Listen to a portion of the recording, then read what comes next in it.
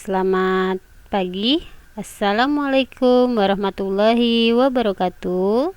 Selamat pagi anak-anak. Hari ini kita akan belajar pelajaran ilmu pengetahuan sosial IPS kelas 8 ya. Semoga kalian semua dalam keadaan sehat walafiat dan bisa mengikuti pelajaran ini dengan baik. Oke, kita mulai ke materi ya. Kemarin kita sudah pernah membahas tentang perdagangan antar daerah, antar pulau, dan perdagangan internasional ya. Untuk hari ini Ibu akan bahas penguatan ekonomi maritim dan agrikultur di Indonesia.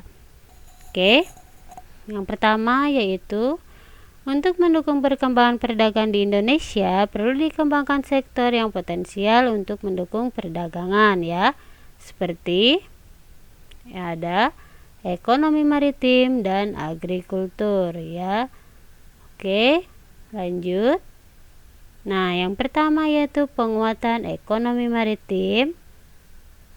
Potensi ekonomi maritim di Indonesia. Nah, apakah sama ekonomi maritim dan ekonomi kelautan? Ada yang tahu? Oke, Ibu jelaskan satu persatu ya.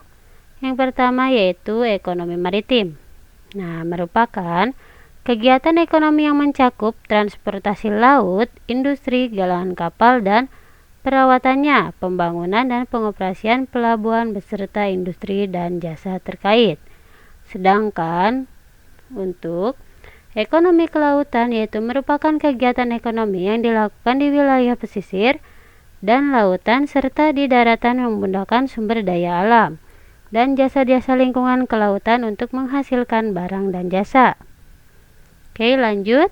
Nah, contohnya sini ada nelayan mencari ikan di laut.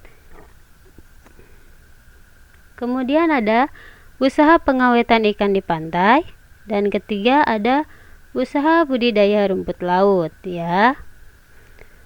Oke, lanjut. Jadi, ekonomi maritim berbeda dengan ekonomi kelautan ya. Karena ekonomi maritim adalah kegiatan yang berfokus pada bidang perindustrian, transportasi, dan pengembangan laut. Sedangkan ekonomi kelautan adalah ekonomi yang menghasilkan barang sumber dari laut ya. Oke, untuk persamaannya adalah sama-sama bertujuan untuk meningkatkan kesejahteraan umat manusia. Lalu ada kondisi ekonomi maritim di Indonesia dan negara-negara ASEAN. Yang pertama ada sektor pelayaran. Nah, kondisi pelayaran di Indonesia belum maksimal dalam meningkatkan perekonomian negara ya. Hal ini disebabkan karena yang pertama yaitu fasilitas kapal angkut yang belum memadai, kedua sistem pelabuhan yang perlu diperbaiki, dan yang ketiga daya saing sumber daya manusia di sektor pelayaran masih relatif rendah ya. Oke, lanjut.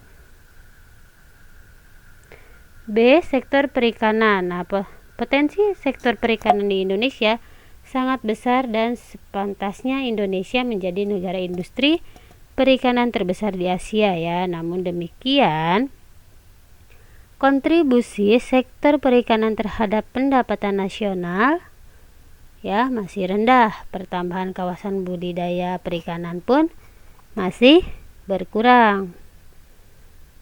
Lanjut, yang ketiga itu sektor pariwisata bahari. Nah, pengembangan pariwisata bahari di Indonesia dapat dimaksimalkan, maka akan menimbulkan dampak positif ya, seperti terserapnya lapangan kerja, meningkatnya minat investor di bidang pariwisata, dan meningkatnya devisa negara. Oke, lanjut ada strategi dalam pengembangan ekonomi maritim di Indonesia. Yang pertama yaitu meningkatkan daya saing dan memperkuat daya dukung dalam ekonomi maritim. Sektor ekonomi maritim harus mampu bersaing dengan sektor serupa di negara lain.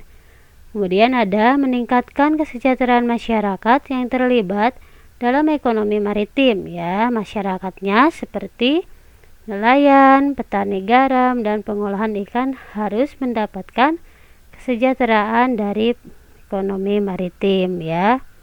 Ketiga, ada penguatan kedaulatan maritim dan pengelolaan sumber daya maritim secara mandiri ya dan berkelanjutan. Sumber daya alam harus dilindungi dari pencurian dan eksploitasi yang dapat merugikan masyarakat dan menyebabkan kerusakan lingkungan. Selanjutnya ada pengembangan infrastruktur secara mandiri dan terpadu serta pengembangan sumber daya manusia, iptek dan budaya maritim ya. Oke, sini ada kebijakan pengembangan ekonomi maritim di Indonesia. Yang pertama, membangun sekolah pelayaran dan perkapalan untuk meningkatkan kualitas sumber daya manusia dalam sektor ekonomi maritim. Ya, yang kedua, memberikan pelatihan kepada nelayan, peternak ikan dan para pelaku sektor ekonomi maritim ya. Yang ketiga, ada melakukan patroli laut, mencegah masuk dan beroperasinya kapal-kapal pencuri ikan. Nah, yang terakhir adanya yang keempat yaitu melakukan penindakan terhadap kapal pencuri ikan seperti dengan meledakkan dan menenggelamkan kapal tersebut. Selanjutnya ada melarang beroperasinya metode penangkapan yang merusak ikan ya, seperti pukat, harimau, bom ikan dan racun ikan. Oke, lanjut. Lalu ada yang kedua yaitu penguatan agrikultur di Indonesia. Nah, yang pertama yaitu agrikultur merupakan kegiatan pemanfaatan sumber daya hayati yang dilakukan manusia untuk menghasilkan bahan pangan, bahan baku industri, sumber energi atau untuk mengelola lingkungan hidup ya. Oke, di sini ada contohnya. Kegiatan agrikultur ya. Seperti budidaya berbagai tanaman atau bercocok tanam ya. Pembesaran hewan ternak serta pemanfaatan berbagai mikroorganisme dan bioenzim untuk mengelola produk ya, untuk pengolahan produk. Selanjutnya ada contoh produk agrikultur atau produk pangan ya di sini. Seperti beras, sayur mayur, buah-buahan, tahu, keju, daging dan lain sebagainya.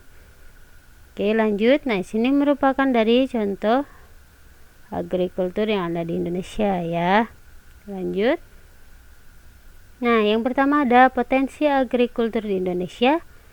Indonesia memiliki wilayah yang subur dan beriklim tropis sehingga sangat baik untuk aktivitas pertanian. Indonesia juga memiliki tanaman unggul seperti padi, kedelai, kacang tanah, dan lain-lain. Yang kedua, peran agrikultur di Indonesia ya. Nah, pertanian atau agrikultur merupakan sektor primer dalam perekonomian Indonesia. Sektor ini merupakan sektor penting untuk menyumbang hampir setengah dari perekonomian. Selain itu, agrikultur juga berperan sebagai penghasil devisa negara yang melalui ekspor ya. Oke, lanjut. Lalu ada hambatannya. Nah, di sini hambatan pengembangan agrikultur di Indonesia ya. Untuk yang pertama yaitu skala usaha pertanian pada umumnya relatif kecil, modalnya terbatas, penggunaan teknologi masih rendah. Nah, sangat dipengaruhi oleh musim ya. Terus yang terakhir ada pada umumnya berusaha dengan tenaga kerja, keluarga dan lain-lain. Oke, lanjut. Yang ketiga yaitu strategi pengembangan agrikultur di Indonesia. Nah, di sini yang pertama ada eco farming atau strategi eco farming merupakan peningkatan sistem budaya di sektor pertanian ya, yang ramah lingkungan dan terintegrasi dengan kearifan lokal di setiap daerah. Yang kedua ada distribusi pupuk secara mandiri, dan yang terakhir ada perbaikan irigasi ya. Oke, untuk materi hari ini sudah selesai. Lanjut kita latihan soal ya. Seperti biasa, Ibu kasih soal setelah materi. Sini Ada 5 soal, silakan kalian kerjakan. Seperti biasa ya, soalnya ditulis di buku tulis dan jawabannya. Kemudian difoto dan dikirimkan ke Google Classroom ya. Oke. Sekian materi dari Ibu hari ini. Semoga kalian dalam keadaan sehat walafiat ya. Amin ya robbal alamin. Wabillahi taufiq wal hidayah. Wassalamualaikum warahmatullahi wabarakatuh. Terima kasih.